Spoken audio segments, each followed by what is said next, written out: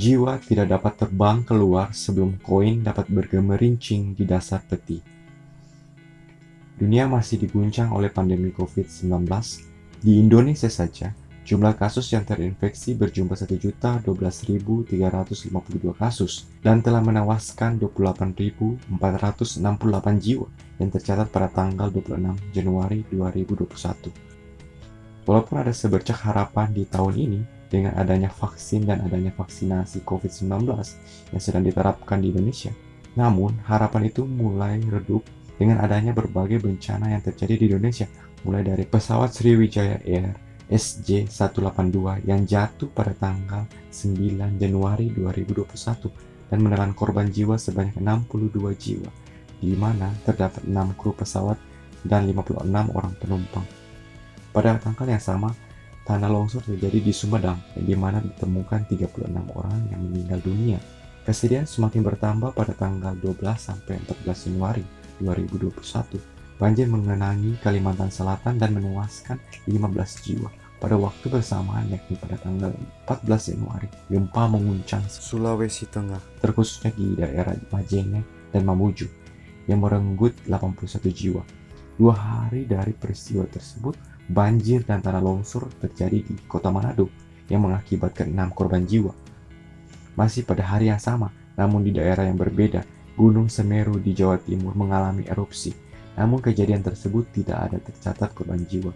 Bencana alam yang terjadi di Indonesia bukan hanya itu saja, sebab Badan Nasional Penanggulangan Bencana mencatat sepanjang 1-23 Januari 2021 telah terjadi 197 bencana di Indonesia yang telah menewaskan 184 jiwa dan 9 orang hilang. Baik bencana alam, kecelakaan pesawat, dan pandemi COVID-19 telah merenggut begitu banyak jiwa. Lantas mungkin kita dapat bertanya-tanya, gimana keberadaan jiwa para korban tersebut? Bagi sebagian orang, mereka menganggap bahwa ketika seseorang telah meninggal dunia, maka kehidupannya tidak ada lagi. Dengan kata lain, kehidupannya telah berhenti pada waktu nafasnya yang terakhir dihembuskan. Biasanya mereka yang meyakini hal tersebut adalah para ateis atau orang yang tidak percaya kehidupan selanjutnya. Namun bagi mereka yang percaya kehidupan selanjutnya, seperti Kristen maupun Islam, mereka mempercayai bahwa hanya ada 2 tempat bagi mereka yang telah tiada, yakni surga atau neraka. Namun selain kedua tempat itu, ada juga yang berkata bahwa orang-orang yang telah meninggal akan masuk ke suatu tempat yang bernama purgatori. Sontak mungkin kita bertanya, apa sih purgatori itu? Purgatori atau nama lainnya api penyucian adalah suatu tempat bagi roh atau jiwa manusia untuk membersihkan kesalahan moralnya. Kebanyakan orang, dan mungkin termasuk kita sendiri, menganggap bahwa purgatori adalah hasil dari pemikiran orang-orang Katolik Roma pada abad pertengahan. Namun menurut Aaron Lavak, Didache merupakan pemantik dari purgatori. Didache atau ajaran-ajaran Rasul merupakan tulisan pada abad pertama yang tidak diketahui nama penulisnya. Selain itu ada yang percaya bahwa Clement dari Alexandria dan Origen adalah 2 orang yang menciptakan istilah tersebut dan memperkenalkan gagasan bahwa api akhir zaman tidak akan berfungsi hanya untuk menghancurkan dan menghukum orang jahat, tetapi untuk memurnikan orang pilihan juga. Hal tersebut kemudian dikembangkan oleh Gregorius Agung. Ia mengangkat pandangan yang belum pasti itu menjadi dogma. Ia juga percaya bahwa roh-roh yang berada di api penyucian dapat dilepaskan dengan pengorbanan misa. Realitas spiritual seperti dosa dan anugerah mulai diukur dan proses untuk mencapai keselamatan dicapai dengan membuat kebaikan dan upah yang sebagian besar didasarkan pada penyelesaian praktik kesalahan tertentu seperti memberi sedekah, berziarah, pengakuan dosa, berdevosi, berdoa, dan terutama mengikuti misa. Kitab Wahyu biasanya menjadi salah satu argumen mengenai purgatori, bahwa tidak ada yang najis yang akan memasukinya, yaitu surga, yang tercatat di Wahyu 21 ayat 27.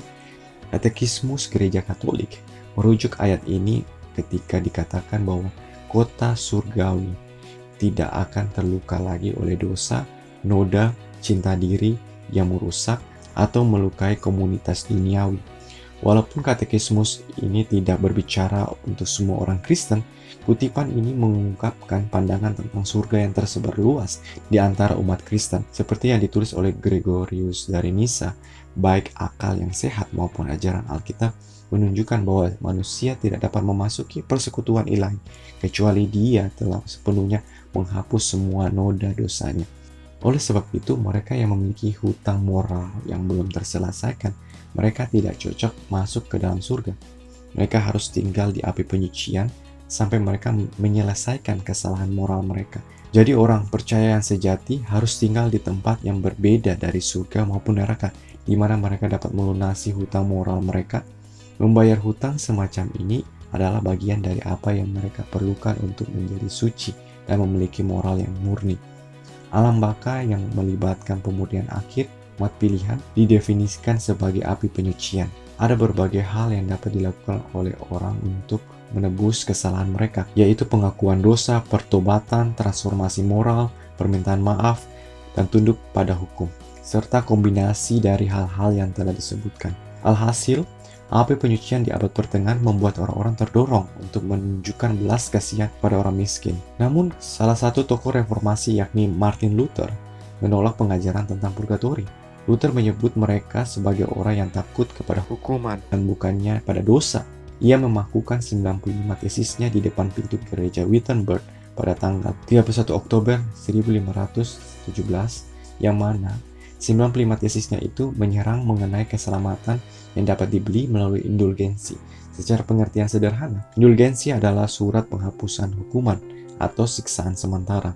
Sebab pada zaman Luther, penjualan surat tersebut sangat marak sekali. Bahkan ada seorang tokoh yang sangat terkenal pada zaman Luther yakni Johann Tetzel yang pernah berkata bahwa jiwa tidak dapat terbang keluar dari purgatori sebelum koin dapat bergemerincing di dasar peti. Maksudnya dengan membeli surat penghapus hukuman, jiwa yang berada di dalam api penyucian segera akan beralih ke surga. Setidaknya ada 3 tanggapan atau pendapat saya terhadap pengajaran tentang api penyucian tersebut. Pertama, Alkitab tidak menjelaskan tentang purgatori dan tidak ada istilah purgatori di dalam Alkitab. Namun saya sadar pendapat saya ini sangat lemah, karena doktrin Allah Tritunggal tidak dijelaskan dan tidak ada istilah tersebut di dalam Alkitab. Namun konsep mengenai Allah Tritunggal sangat jelas diajarkan di dalam Alkitab. Karena itu, pendapat saya yang lain bahwa tidak ada konsep di dalam Alkitab yang mengajarkan tentang purgatori.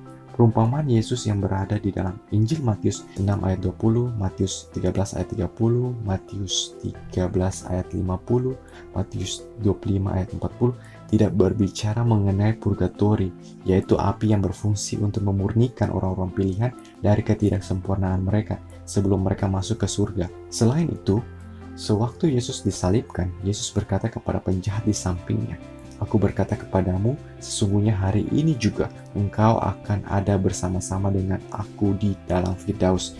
Jelas orang yang di samping Tuhan Yesus memiliki banyak dosa dan kesalahan. Namun Tuhan Yesus tidak berkata kepadanya bahwa ia akan masuk ke dalam api penyucian dulu. Baru setelah itu dia bisa masuk ke dalam surga. Tetapi mungkin pendapat saya ini masih ada kelemahannya, yaitu ada kata akan ada bersama-sama dengan aku di dalam Firdaus. Bukankah hal ini menunjukkan bahwa ia tidak langsung masuk ke dalam surga? Namun secara implisit Yesus mengatakan bahwa penjahat itu perlu menyucikan dirinya di dalam api penyucian dulu. Setelah itu ia bisa bersama-sama dengan Tuhan Yesus di dalam surga. Bagi saya sah-sah saja jika seseorang menafsirkan seperti hal tersebut. Pendapat saya yang terakhir, karya Tuhan Yesus di atas kayu salib adalah sempurna dan cukup untuk menyelamatkan dan menghapus dosa umat pilihannya. Setidaknya ada 4 ayat firman Tuhan yang mengatakan hal tersebut. Yohanes 3 ayat 16, "Karena begitu besar kasih Allah akan dunia ini, sehingga ia telah mengaruniakan anaknya yang tunggal, supaya setiap orang yang percaya kepadanya tidak binasa, melainkan beroleh hidup yang kekal." Markus 16 ayat 16, "Siapa yang percaya dan dibaptis akan diselamatkan, tetapi siapa yang tidak percaya akan dihukum." Roma 10 ayat 9, "Sebab jika kamu mengaku dengan mulutmu bahwa Yesus adalah Tuhan dan percaya dalam hatimu bahwa Allah telah membangkitkan Dia dari antara orang mati, maka kamu akan diselamatkan." Galatia 2 ayat 16, "Kamu tahu bahwa tidak seorang pun yang dibenarkan oleh karena melakukan hukum Taurat, tetapi hanya oleh karena iman dalam Kristus Yesus. Sebab itu kami pun telah percaya kepada Kristus Yesus, supaya kami dibenarkan oleh karena iman dalam Kristus, dan bukan oleh karena melakukan hukum Taurat.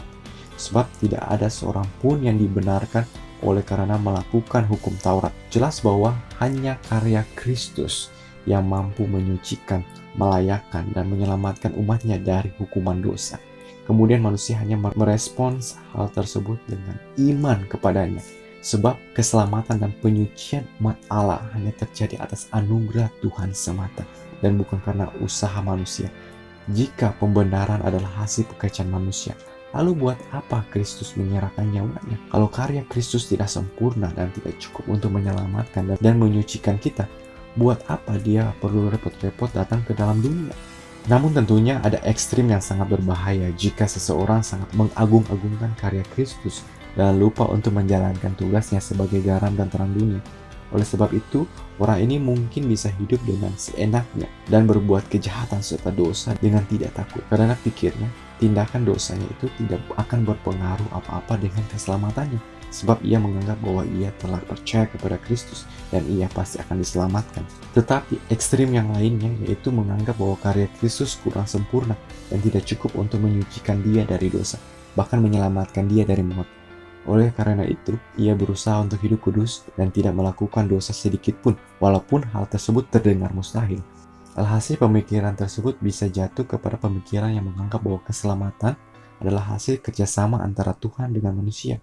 Padahal yang benarnya, keselamatan merupakan pekerjaan Tuhan semata. Karena itu, saya menawarkan sebuah pilihan yang lain, yaitu kita tetap dapat percaya bahwa karya Kristus sebagai sesuatu yang sempurna dan cukup untuk menyucikan dan menyelamatkan kita.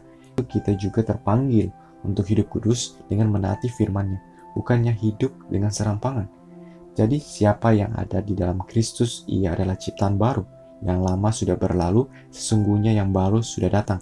2 Korintus 5 ayat 17 dan Efesus 2 ayat 10. Karena kita ini buatan Allah, diciptakan dalam Kristus Yesus untuk melakukan pekerjaan baik yang dipersiapkan Allah sebelumnya. Ia mau supaya kita hidup di dalamnya. Kita yang telah diselamatkan dan yang telah percaya kepada Yesus Kristus perlu untuk melakukan kebaikan dan hidup kudus. Kita tidak boleh hidup seperti kehidupan lama kita sebelum mengenal Kristus, melainkan sekarang kita hidup di dalam Kristus yang menolong kita untuk dapat hidup kudus dan berkenan di hadapannya. Jika konsep purgatori membuat Anda semakin mengenal dan mencintai Tuhan Yesus, hal itu adalah baik. Namun kalau hal tersebut membuat Anda semakin jauh dan tidak mencintainya, maka alangkah baiknya jika Anda meninggalkan hal tersebut dan kembali kepada kebenaran, yaitu Yesus Kristus Tuhan. Soli Deo Gloria.